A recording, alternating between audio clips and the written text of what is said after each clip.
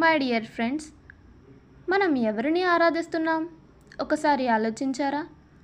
మనం ఆరాధించవలసింది సకల లోకాలను సృష్టించిన ఆ ఒక్క సృష్టికర్తను మాత్రమే.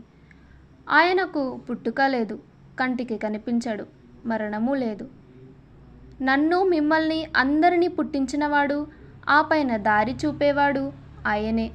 అలా పుట్టించి వదిలేకుండా మనల్ని పోషించేది, అలాగే అన్ని ఆపదల నుండి వ్యాధుల నుండి రక్షించేది ఆయనే. మనకు మృత్యువును ప్రసాదించి తిరిగి జీవితాన్ని ప్రసాదించేది ఆయనే.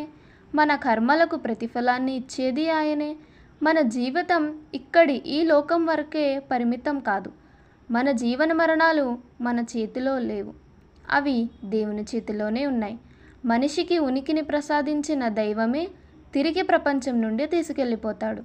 ఈ చావును ఆపే శక్తి ఏదీ లేదు, ఎవరికీ లేదు. ఏ మెడిసిన్కు లేదు, ఏ డాక్టర్కి లేదు. గొప్ప గొప్ప వాళ్ళు సైతం తమ చావుని ఆపుకోలేకపోయారు. మన పరిస్థితి కూడా అంతే కదా.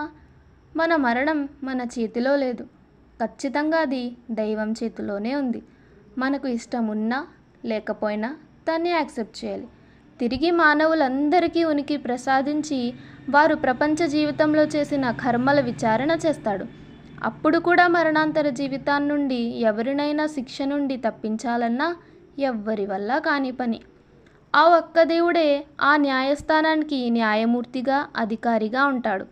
అక్కడ ఎవరికీ ఎటువంటి అధికారం ఉండదు, ఎవరి సిఫారసు చెల్లదు. మీరు చేసిన కర్మలకు మీరే బాధ్యులు. శిక్షించడమైనా లేదా క్షమించడమైనా పూర్తిగా దేవుని చేతిలోనే ఉంటుంది. ఇదే విషయాన్ని మన ధార్మిక శాస్త్రాలైన భగవద్గీత, బైబిల్ మరియు ఖురాన్ తెలియజేస్తున్నాయి.